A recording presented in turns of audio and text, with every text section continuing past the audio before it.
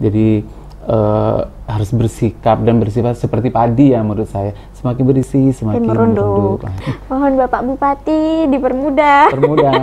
Mohon bantuannya. Saya ingin mempersembahkan buat Pamekasan. Betul.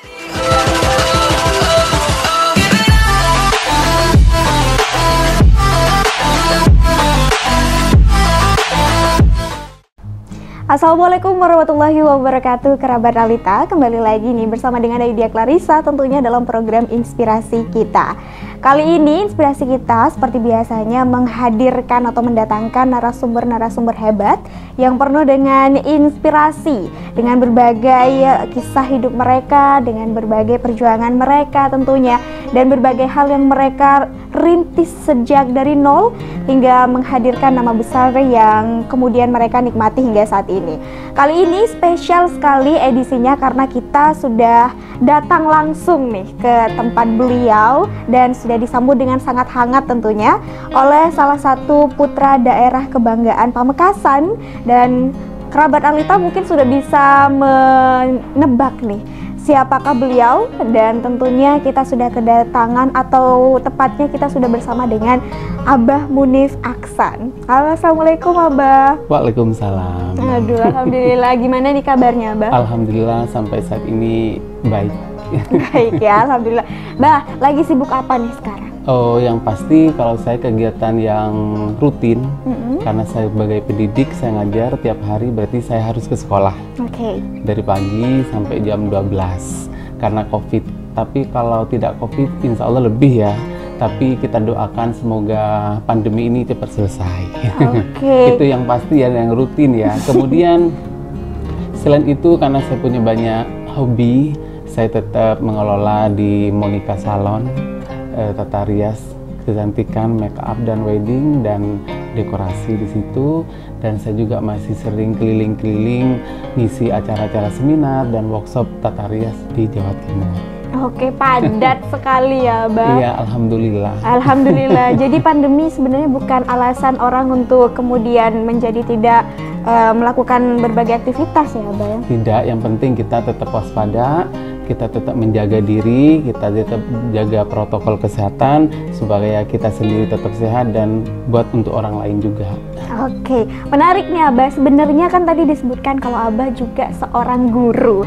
Nah, mungkin ini nggak banyak orang tahu nih Abah. Orang taunya Munif Aksan, oh Monica Salon. Iya. Orang taunya perias. Nah, bisa diceritakan Abah udah berapa lama jadi guru dan iya. gimana?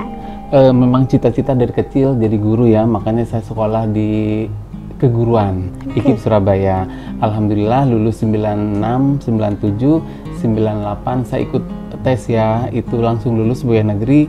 Akhirnya saya ngajar, jadi tercapailah cita-cita saya. Tapi namanya manusia, kita itu tidak puas di situ karena kita ingin selalu berbuat dan ingin berkembang dan bisa bermanfaat buat orang lain juga, akan seperti itu. Akhirnya saya juga buka sanggar tari. Akhirnya tari-tari saya, karya saya diikutkan di lomba-lomba Jawa Timur.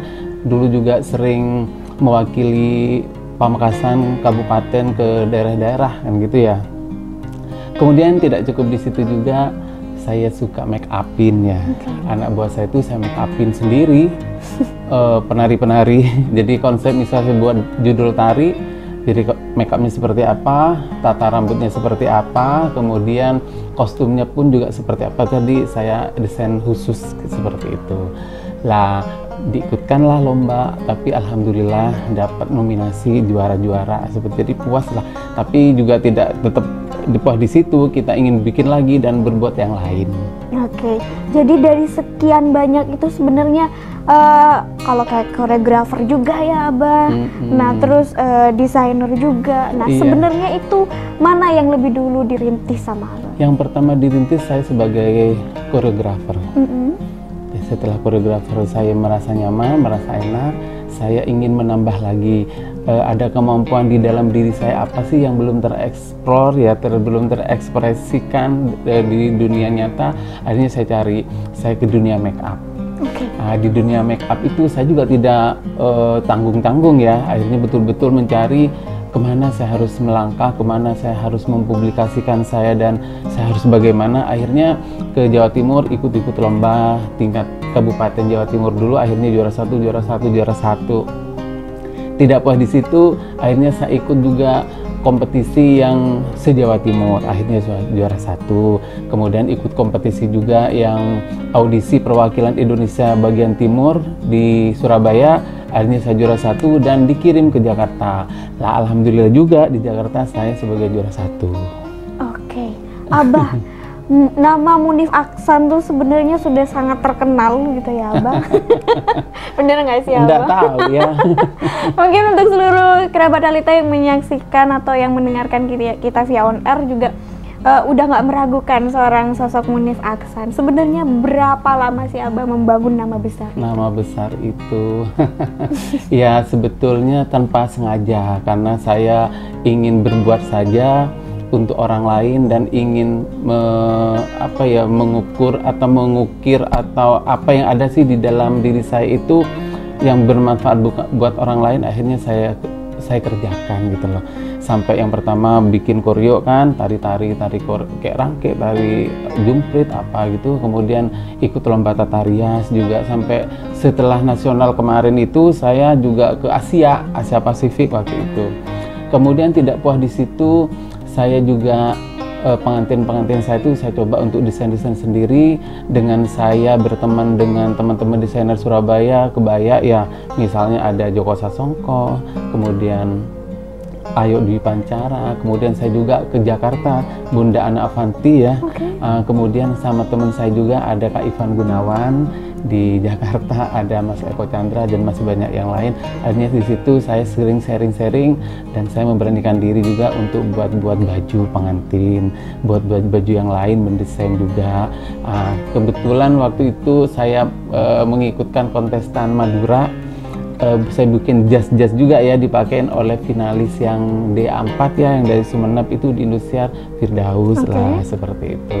Ya seneng aja kita bisa diterima dan bisa berbuat di bidang yang lain gitu maksud saya. Waktu itu Abah ada gimana nih caranya supaya bisa masuk ke ranah artis-artisnya Abah? Waktu itu bisa masuk ke Indosiar, bajunya dipakai tanpa sengaja, tapi harus dengan usaha dan berdoa juga kan, dengan kenal dari teman ke teman, akhirnya kita punya jalan ke sana. Akhirnya kita menawarkan di sana kalau saya ada baju bisa dipakai si A, si B gitu. Akhirnya saya dikasih tempat lah, difasilitasi juga, bolehlah bajunya apa lagi, ada lagi. Akhirnya saya pada waktu kompetisi yang D4 itu saya sering bolak-balik Jakarta bawa baju-baju saya ke sana. Abah, sebenarnya Abah tuh pengennya dikenal orang tuh sebagai Munif Aksan yang seperti apa sih Abah? Kalau saya sebetulnya tidak ada kepinginan untuk bagaimana, cuma keinginan saya adalah ingin berbuat yang bermanfaat aja buat orang lain. Ya dari bidang make up, dari bidang tata rias, dari bidang nyanyi ya kan, atau bidang baju, yang penting bermanfaat lah apa yang ada di diri saya. Perkara nanti terkenal atau tidak ya orang lain kan yang mengenal diri saya.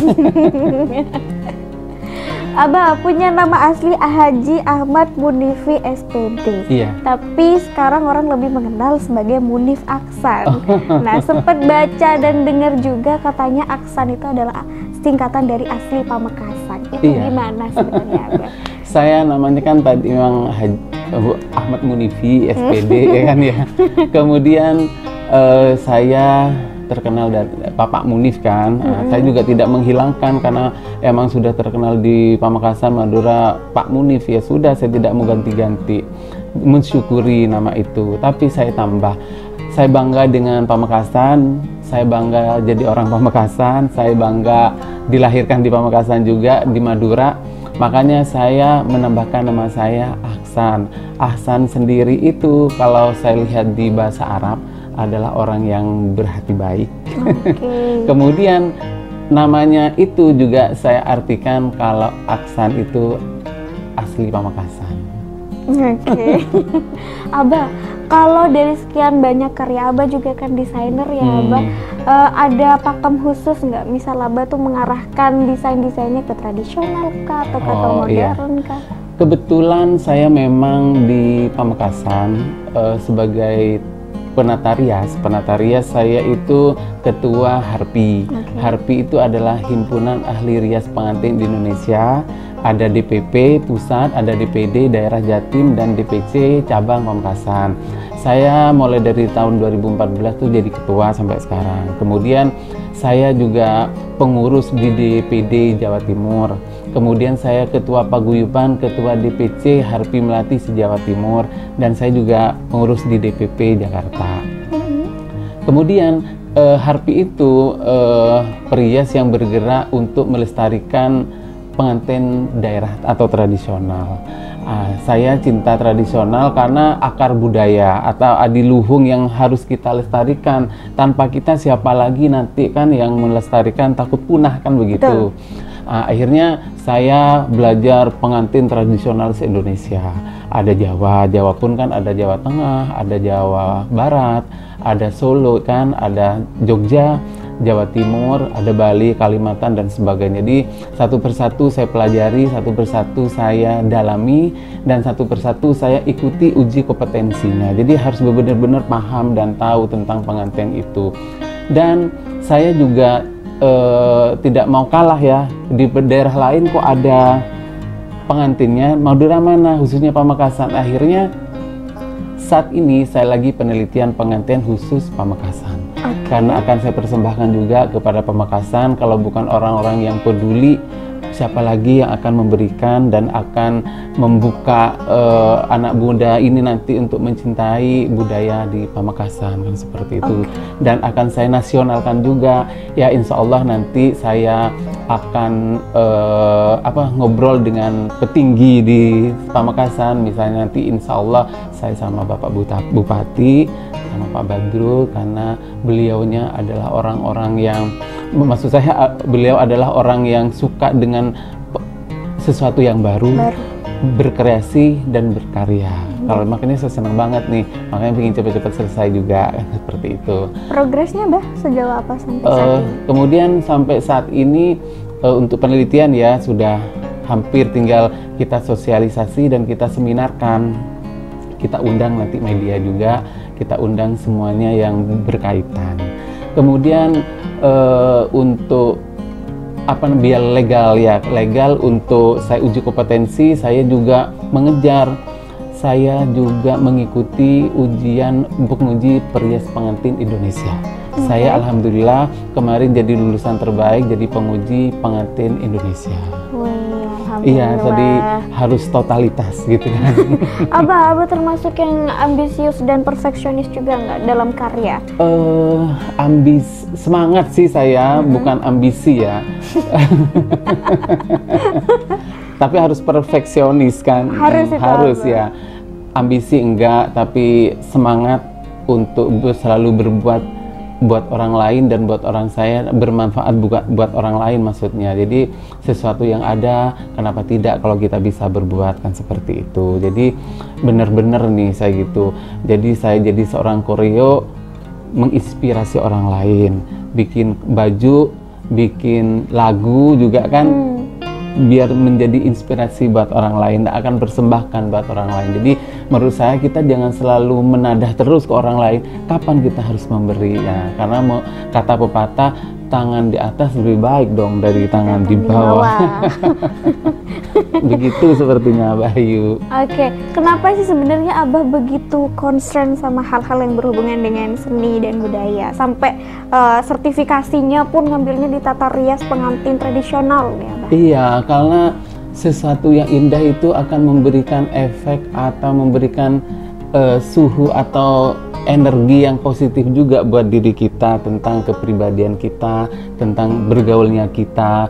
Jadi indah menurut saya, kemudian enak dilihat, enak dipandang, dan enak didengar menurut saya kalau sesuatu yang indah-indah itu. Dan saya betul-betul mencari legalitas yang benar-benar sampai kita ada piala-piala kan gitu, kemudian ada sertifikat kan nanti juga ada di situ. Jadi sampai banyak numpuk.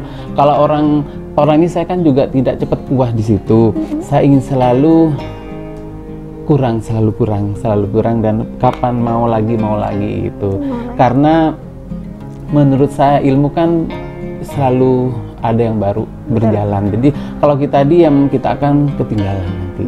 Oke, Abah tadi sempat juga disinggung tentang sertifikasi dan uji kompetensi. Bisa disebutkan ataupun ditunjukkan ya? Oh itu, saya memang orangnya suka yang mencari-cari ya, mencari-cari sesuatu yang baru, saya yang belum bisa, jadi harus legal juga, legalitasnya seperti apa. Saya ikut uji kompetensi tentang pengantin-pengantin yang ada di Indonesia itu ada beberapa sudah. Ini di sini Kak, ini nyimpannya.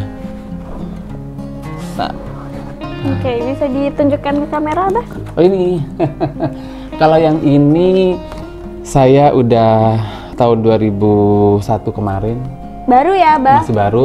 Saya yang ikut jadi penguji pengantin Indonesia, ya kan, yang jadi peserta terbaik kemarin di Bandung ya. Wow, ini keren. jadi penguji pengantin Indonesia.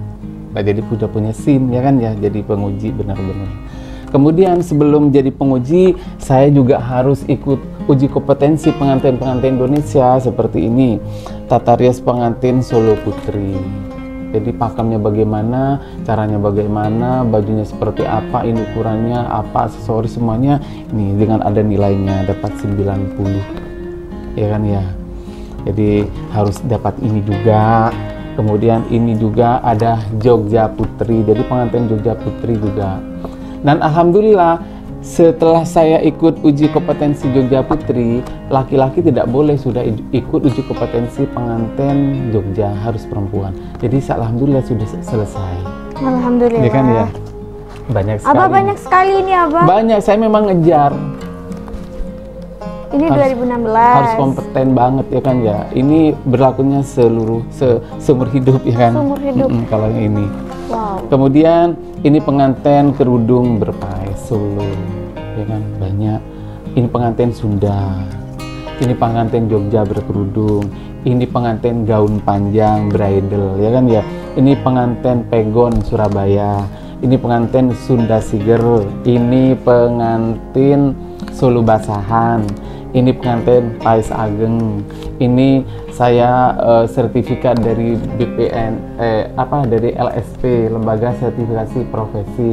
Kalau yang tadi LSK, kemudian dari BNSP, ya kan ya. Kalau ini sertifikat yang juara-juara 1 kemarin waktu ikut kompetisi itu. Jadi banyak. Jadi tandeng matuhurna ilmunya harus didapat, pengalamannya harus ada, dan benar-benar kompetensi tandeng matuhurna tak ke oke, ya kan ya. Segini banyaknya ya kan ya. Jadi menurut saya biar yang dengar, biar yang anak-anak muda itu biar mengikuti gitu sebenarnya seperti apa sih ya. Kalau kita ingin benar-benar profesional menjadi seorang perias, harus betul-betul tahu dan paham. Betul. Wah, luar biasa nih.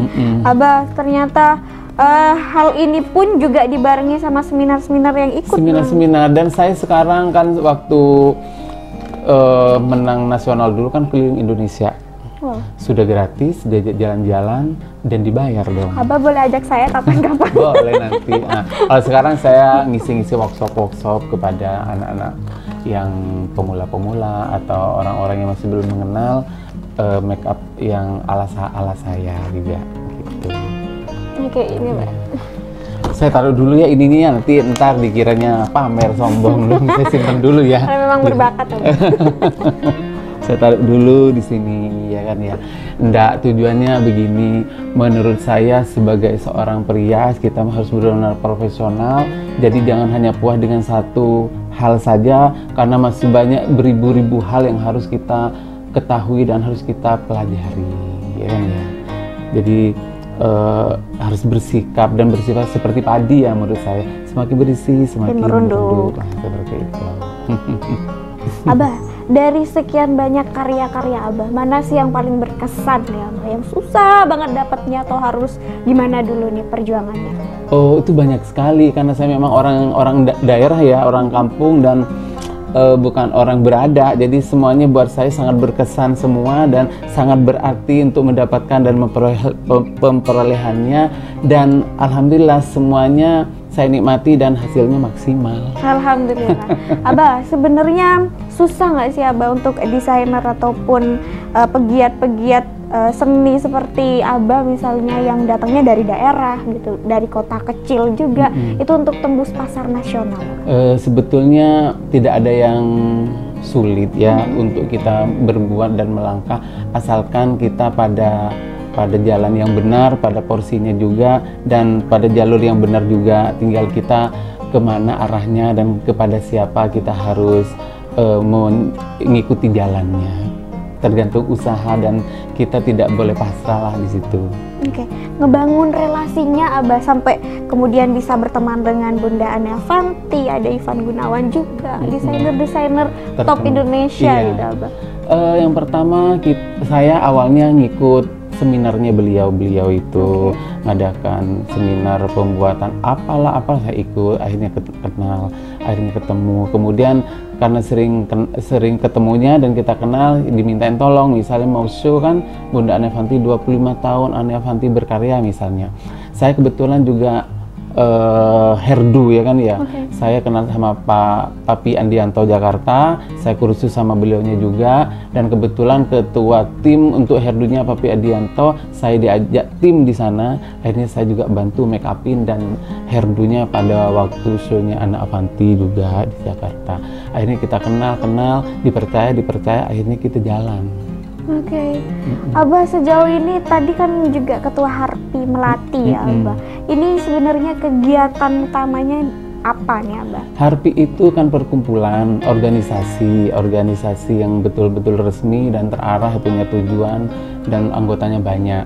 Nah di sini untuk meredam atau membuat suasana akan selalu nyaman, selalu kompak, kita sebagai ketua harus betul-betul mempunyai banyak strategi ya. Strateginya kita harus netral, kita harus memberikan wawasan yang luas, kita ke depannya harus bagaimana. Nah di situ kita kegiatannya juga harus beragam. Misalnya pada waktu pertemuan rutin kita ikat dengan arisan. Pada waktu arisan, sebelum arisan dimulai, kita harus ada ngaji bersama dulu, biar kita ada doa bersama lah. Kemudian habis itu pembahasan pengantin yang giliran ke bagian prakteknya. Kemudian setelah itu kita evaluasi. Kemudian kita di situ tanya jawab juga kan. Bagi teman-teman yang belum paham dan bagi yang paham bisa nerangkan juga lah, seperti itu. Kemudian kalau hari-hari tentu kita bisa bakti sosial, kemudian lagi kita olahraga. Nah, semuanya kita ini kerjakan untuk menghidupkan perkumpulan tersebut. Oke, Abah tadi juga sempat disinggung menyanyi katanya. Itu sekedar hobi apa memang sudah diseriuskan Abah? Kalau nyanyi, sebetulnya saya kan orangnya suka ingin mencoba yang hal-hal baru ya. Kalau sekiranya saya bisa dan mampu, saya coba. Dan tapi seperti yang tadi dikatakan harus perfeksionis ya.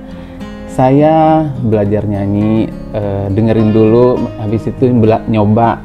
Lah saya kok kepingin juga gitu loh. Kalau nyanyi lagunya orang terus kok kayaknya nggak nyaman ya. Coba deh punya lagu sendiri.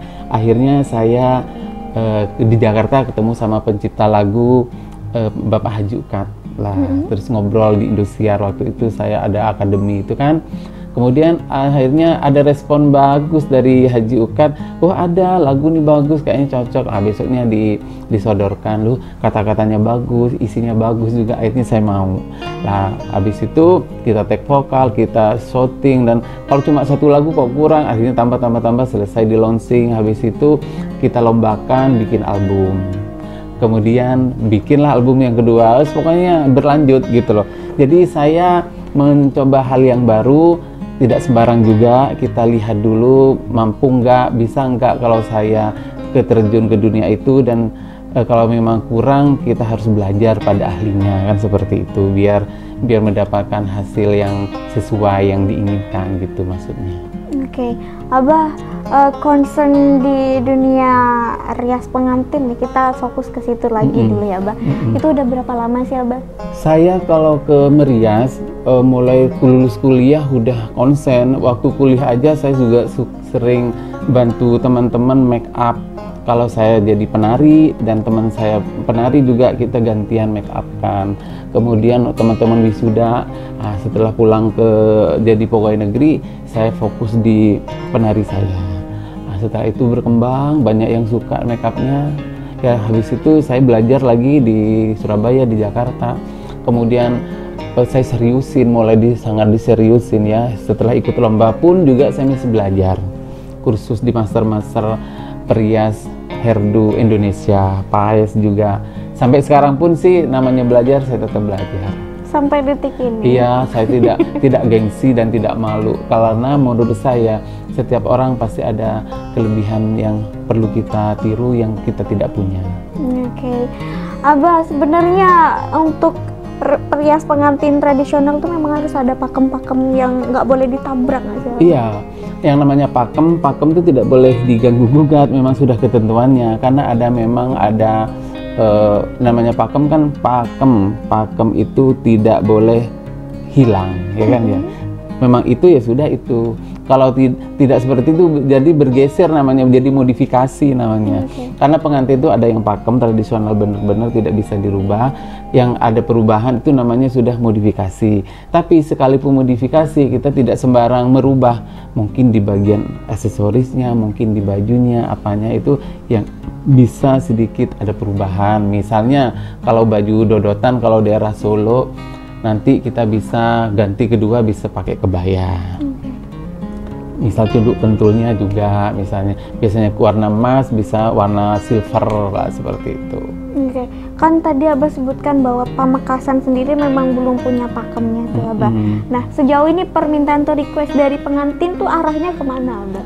Kebanyakan yang menasional sekarang itu kan pengantin Solo sama pengantin Sunda. Tapi belakang ini setelah saya naikkan pengantin lilin tak bocorin pengantin lilin, tapi ini saya masih penelitian untuk nama pengantin untuk Pamekasan, masih saya penelitian dulu ya. Mungkin dibantu nanti teman-teman yang lain. Saya nanti akan launching juga namanya apa, akan saya tulis di buku saya nanti. Mau bercita-cita bikin buku juga nih? Iya, jadi memakamkan pengantin itu juga dengan bukunya, dengan hasil tulisan nanti.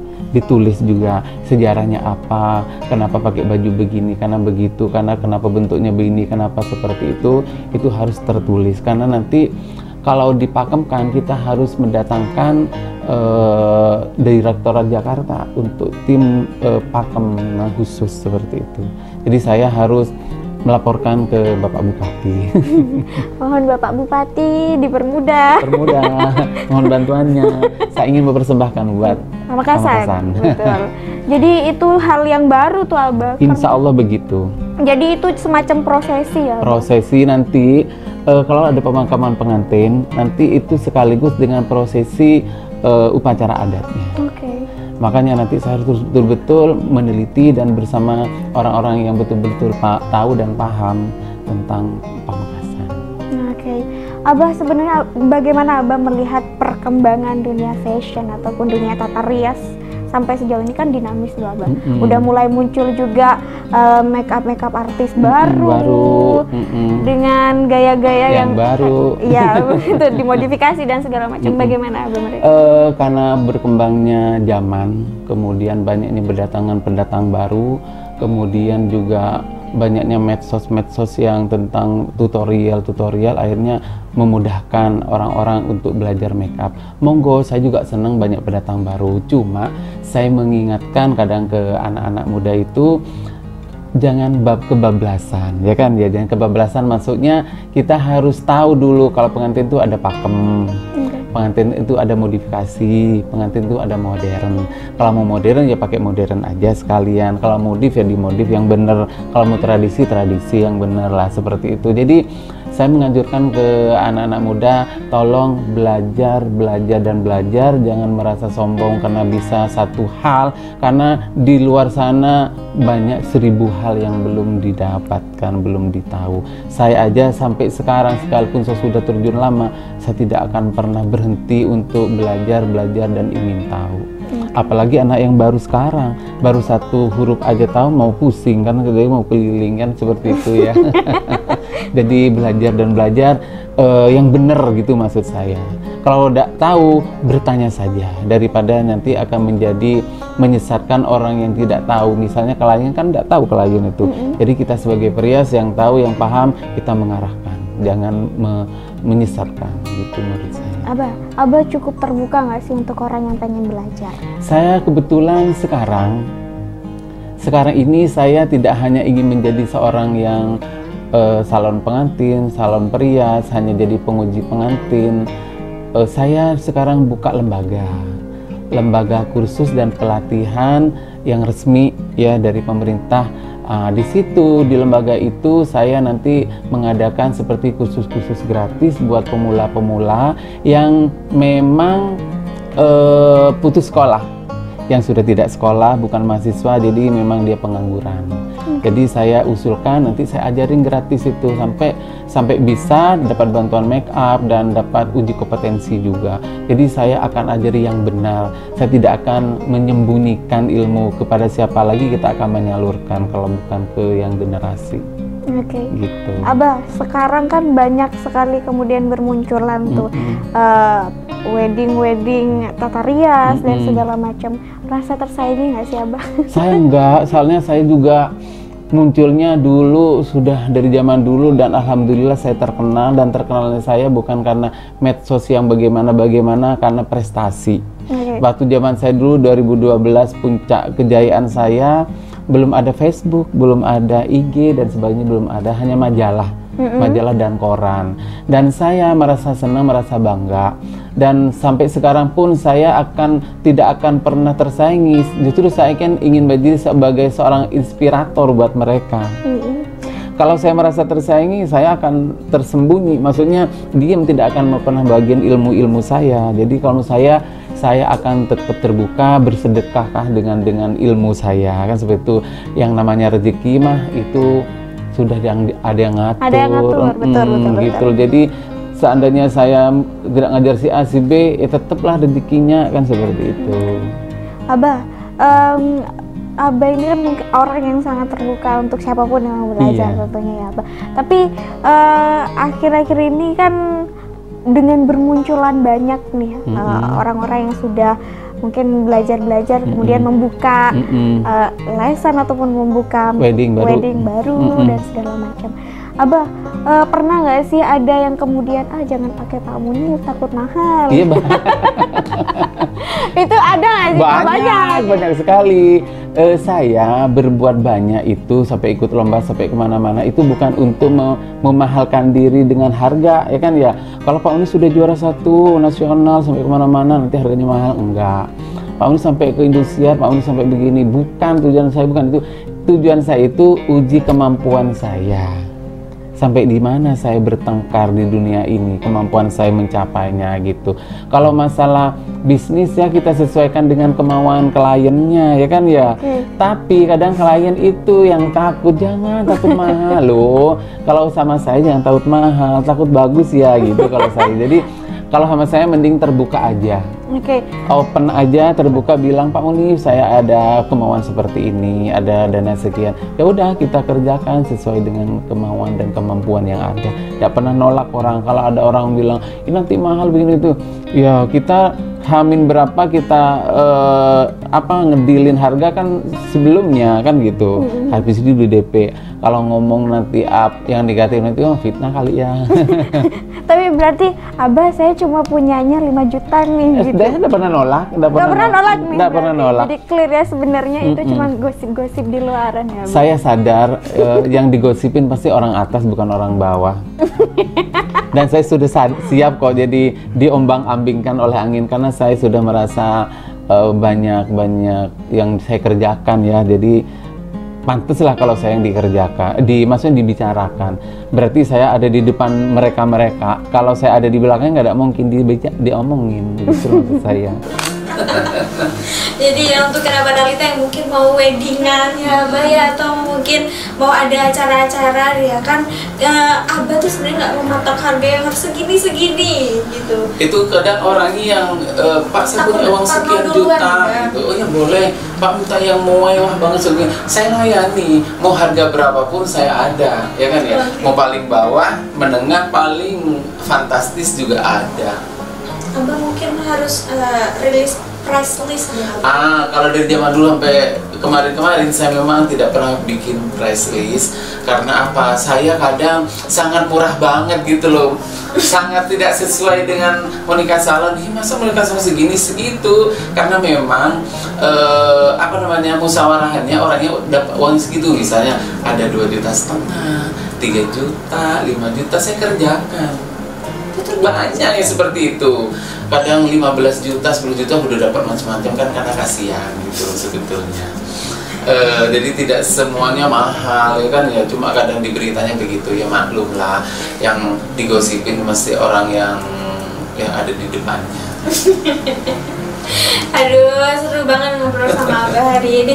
Abah sebenarnya apa sih hal yang belum dicapai nih, baik buat diri sendiri atau Abah tadi kan menyebutkan bahwa saya pengen bawa Pamekasan di setiap show ataupun di setiap karya yang kemudian saya bawa. Untuk dunia pengantin, saya nanti tujuan saya akan membuat pengantin Pamekasan itu menasional. Jadi diujikan di nasional. Nanti kalau sudah selesai saya pakemkan dengan Bapak Bupati, dan saya minta ke Bapak Bupati nanti supportnya. Kalau nanti pengantin Pamekasan saya bawa ke DPP Pusat Harfi Melati Jakarta, saya kenalkan dan saya ujikan di sana nanti. Jadi nanti se-Indonesia akan mengenal pengantin Pamekasan yang saya buat. By Munif Aksan. By Munif Aksan. Untuk pribadi nih Mbak, goalsnya baru 2022 awal, apa yang pengen dicapai di tahun ini? Saya yang banyak sekali ya, banyak sekali. Ya karena ide saya banyak, jadi banyak akan saya selesaikan, tapi harus satu-satu. Okay. Misalnya LKP saya jalan, 2022 kan ntar lagi nih. Kemudian pengantin saya jalan, lagu saya juga jalan. Amin. Begitu. Jadi banyak keinginan, tapi tetap saya pelan-pelan melangkahnya bergantian. Dan tidak dengan sendirian, dengan Ralita FM yang akan menaikkan lagu-lagu saya. Tanpa Ralita FM mau di-sharing di mana? Amin, amin. Kita juga berusaha untuk membantu orang-orang yang mau terus berkarya nih Abah. Abah, kalau untuk kerabat Ralita yang mungkin menyaksikan kita hari ini ya Abah, kita sekarang lagi syuting di rumah Abah, bukan di studio ya kerabat. Dan Abah kenapa kemudian mengkonsep rumah yang sedemikian? Ini sebetulnya bukan rumah ya, ini hanya gudang aja. Gudang kayak gini ya Abah? Iya, ini gudang, tempatnya dekorasi sama baju-baju saya. Kalau nantinya saya kalau lagi ngontrol barang-barang di gudang, bisa duduk dulu lah sebentar, ada kamar, ada ruang tamu kayak begini, biar nyaman lah kalau ada teman-teman bisa ngobrol kan, seperti itu. Jadi ini bukan rumah sih gitu menurut saya. Bukan rumah. Abah ini mirip studio foto buat private Abah. Kalau memang berminat monggo, tempat sini juga boleh. Kode. Yang penting ngobrol, maksudnya musyawarah dulu, ngomongin kapan gitu. Oke, jadi terbuka ya Abah ya? Terbuka. Saking orang-orang malu aja kali ngomongnya. Kenapa sih orang takut sama Munif? Tidak tahu, padahal saya tidak menakutkan.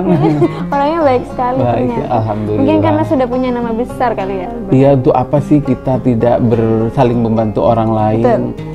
Kita tidak mau welcome, toh kita akan membutuhkan, kita sebagai manusia yang makhluk sosial ya. Betul.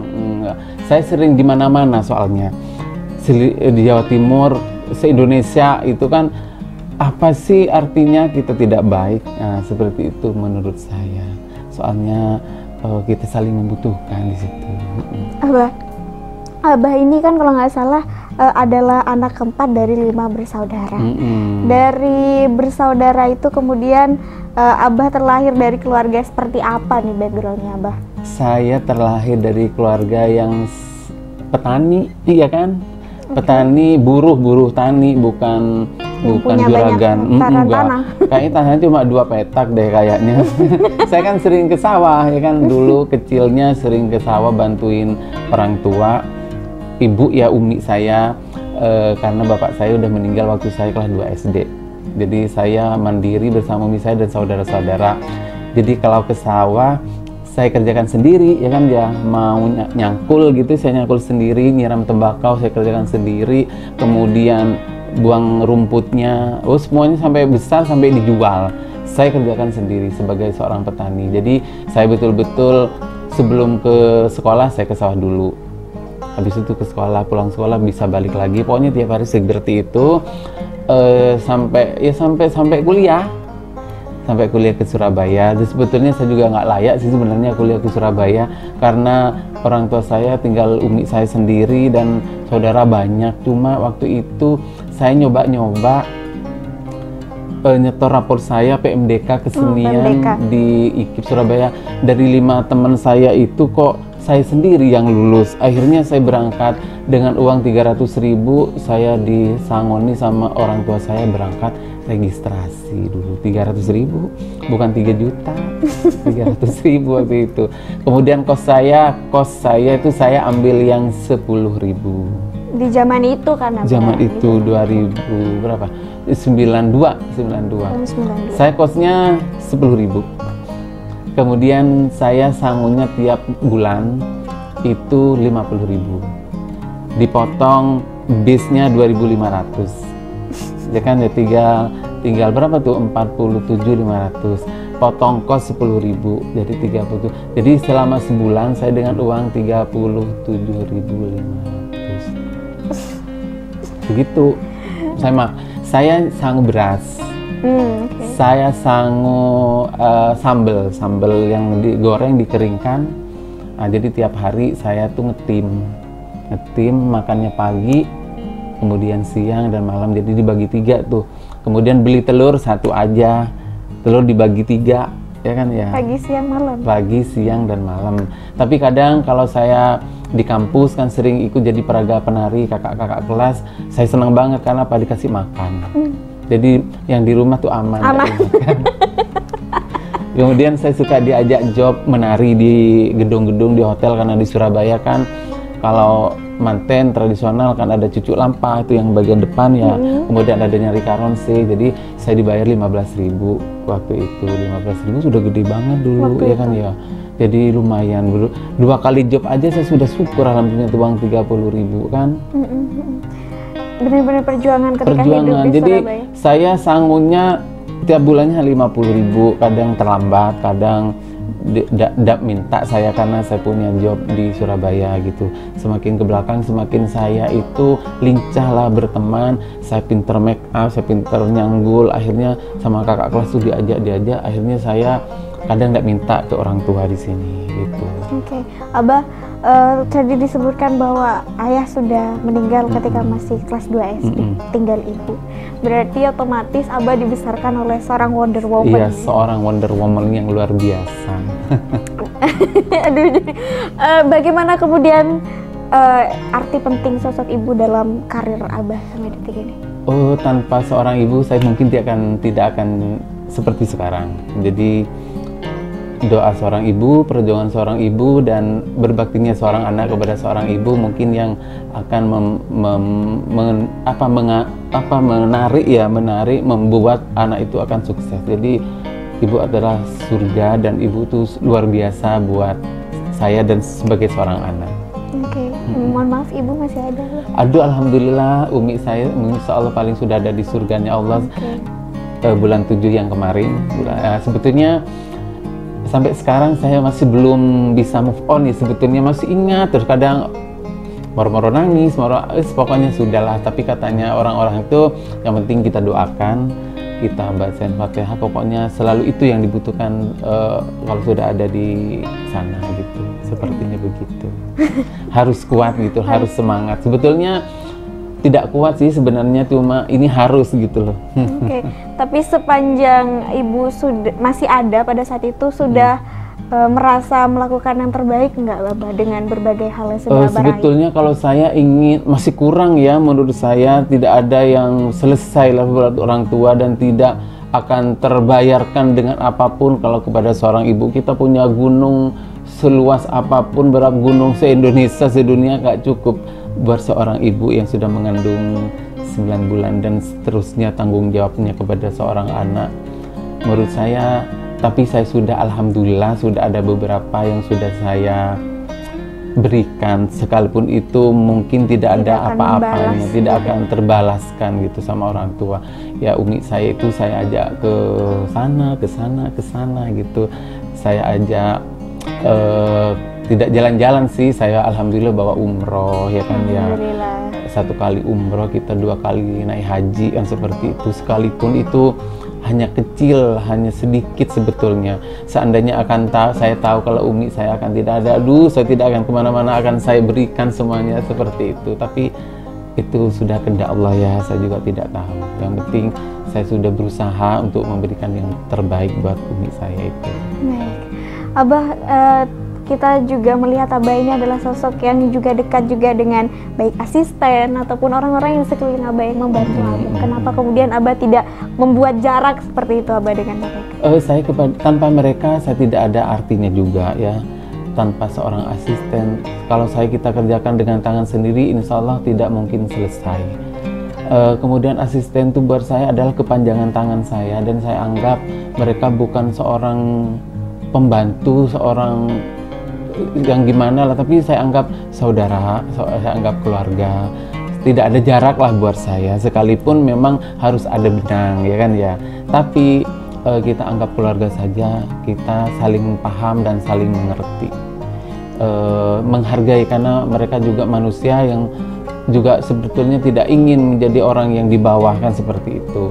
Makanya kita selalu tidak memposisikan mereka tuh di bawah, sebagai teman, sebagai partner, sebagai mitra, sebagai orang yang saling mengisi buat saya. Oke, luar biasa sekali Abah. Abah, mungkin terakhir Abah bisa menyampaikan apa sih sebenarnya harapan dan motivasi barangkali untuk yang kali ini mungkin menyaksikan atau mendengarkan kita hari ini. Iya, kalau saya selalu mengharapkan kepada semua orang ya, semoga apa yang saya inginkan, apa yang saya perbuat itu bisa bermanfaat dan bisa menginspirasi buat semuanya. Hanya itu saja. Baik, terima kasih Abah sudah disambut dengan sangat baik. Diizinkan untuk datang juga ke rumah yang gudang kata Abah. Gudang tapi luar biasa ya Abah. Semoga lancar terus apa yang Abah cita-citakan, diberikan kemudahan juga ya Abah ya, untuk semuanya. Sehat terus Abah. Amin. Saya juga main-main juga ke Ralita Abah. Siap. Kapan saja saya siap, insya Allah. Insya Allah. Ya itulah kebersamaan singkat kita, banyak sekali pembelajaran, banyak sekali hal-hal luar biasa yang kita dapatkan dari sosok Abah Munif Aksan, seorang putra daerah asli Pamekasan yang multi talent sekali, koreografer iya, penyanyi iya, pengusaha juga di bidang wedding juga iya. Luar biasa sekali. Apapun yang kemudian kita bicarakan hari ini semoga menjadi hikmah dan juga bisa kita ambil motivasinya untuk diri kita dan untuk saya pribadi juga ya Abah. Iya. Terima kasih untuk kerabat Ralita yang sudah menyaksikan program inspirasi kita bersama Lydia Clarissa dan Abah Munif Aksan. Semoga kita semua senantiasa diberikan kesehatan. Akhirnya Lydia Clarissa pamit undur diri. Wassalamualaikum warahmatullahi wabarakatuh.